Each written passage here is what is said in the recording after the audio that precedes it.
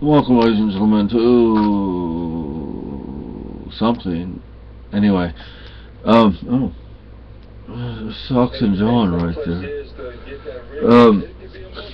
I was just looking. I was open the YouTube page, and you can't see me very well, can you? It's kind of dark. It's actually light out. It's only 5 o'clock, but well, sun goes down earlier up here. But oh, we're still getting a little bit, but you know what I mean. Yeah. But anyway, I was looking at Dave Ridley's some of the videos that he has up. If you don't know the Ridley Report, I highly recommend them. You want to see good activism? Look at Dave Ridley's page. The thing about Dave Ridley is he doesn't criticize the way I criticize, and that's probably one reason he's not an outcast. And plus he has a big following, so but you know, he will go up to people and ask questions. He'll make comments, you know, but he doesn't harass anyone. He doesn't take the camera, put it in their face, and follow them around. Doesn't call them names. He will go up to someone and ask a question. And if they just don't want to answer, then they just don't answer. If they want to walk away, then they walk away. He doesn't harass them about it. And people see this. People see that he's asking questions that should be asked, questions that need to be asked. And then people see that the politicians don't want to answer these questions, or their answers make no sense, or their responses have nothing to do with the question.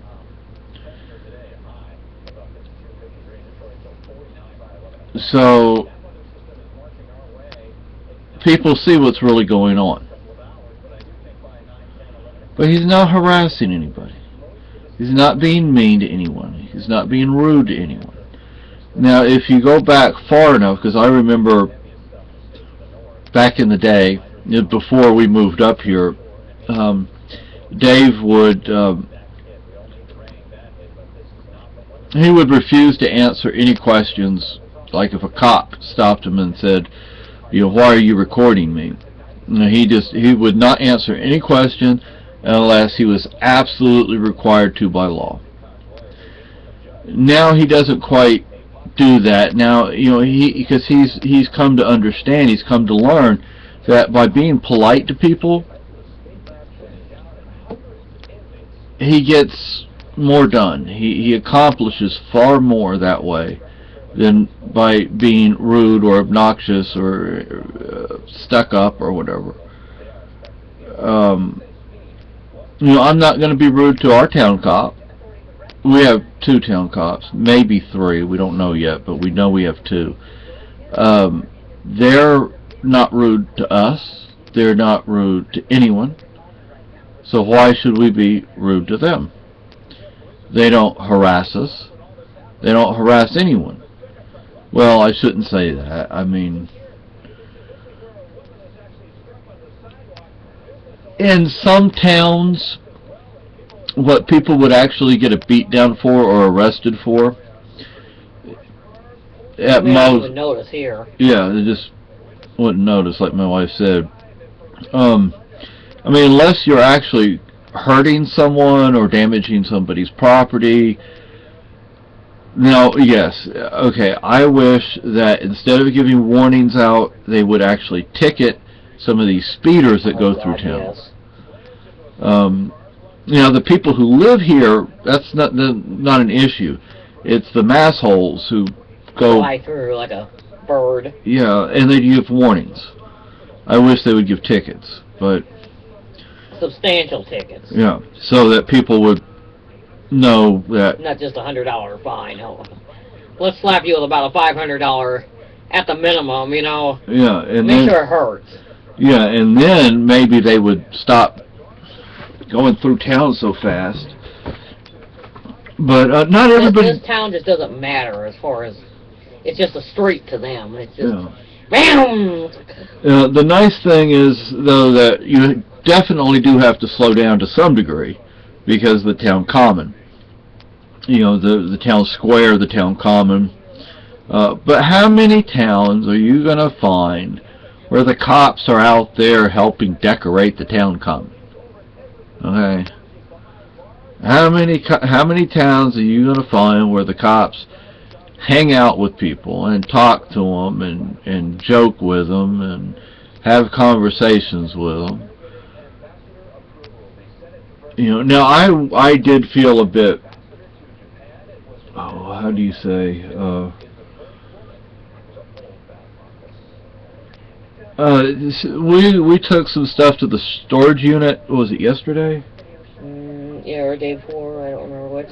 Yesterday or the day before? Yeah, I think it was yesterday. Yesterday, and we were coming from Keene, or were we coming from Keene, or were we coming from Troy? We were going to Keene. We were going to Keene, and we stopped at the storage unit. Well, I was looking back, you know, to see what kind of traffic was behind me, and I didn't see the cop. He was in the new SUV, and we get up there, we stop, I get out, and I'm opening the storage unit, and there he is. He pulls up. I waved to him, he waved to me. I mean, I didn't appreciate that. I felt like he was watching us. He knows who we are. I don't. He probably didn't know we had a unit up there, though. Yeah. I know if it would have been Ellis, he wouldn't have done that. But it was the new guy. But see, that's one of the nice things about living in this town is that they know us. They don't harass us. They know we're not causing problems. From our understanding, they don't like the rest of the people in the building. But you know, it's.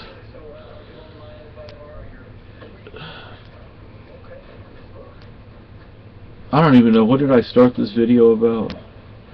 I'm not sure. Oh, that's great.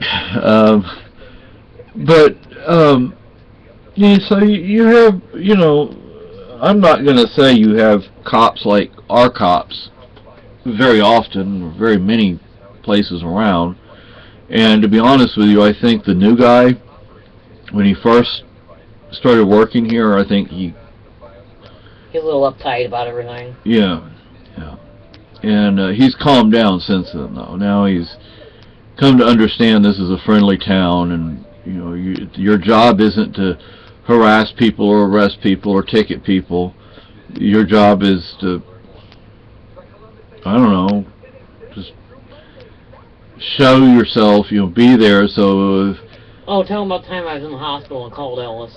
Oh yeah, once my wife was in the hospital in the ER. Yeah. And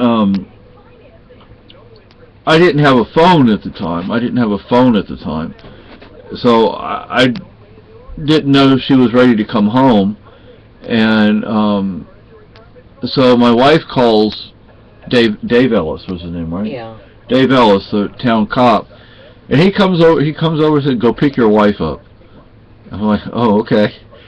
It's like, you know, that's part of their job. You know, they're not. That ain't gonna kill them, you know. Yeah, you know, and I still need to take the application, the concealed carry application over there. I don't know how he feels about things like that, but I think I have to pay like $5 or $10 or something. But one reason for the concealed carry is, to be honest with you, some of the people and some of the activists in Keene acting like assholes. Yeah, you actually concern me. And then there's another person, one of the first people we met, as a matter of fact. I don't know where he is now, but he better not ever come by our front door. But we haven't heard from him in a while, thankfully. But That was one reason we got. He is one reason we got this. This for our safety. You can tell that it's right there next to me. I just wish my wife had one right next to her. What? A pistol. No. And what I'd like us to get is a 9mm semi-auto pistol, which might be a little. And I'd rather see. This is a high point, and high points are bulky. This is fine for me. I mean, I like the feel of this. But a 9 would be a little. Well, we probably wouldn't get a high point for my wife. Because this, I mean, this fits my hand just fine.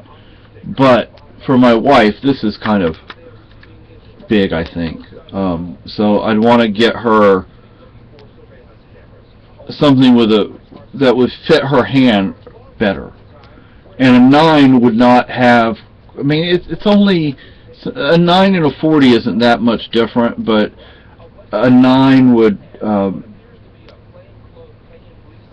It would be easier for her to handle and to fire, you know.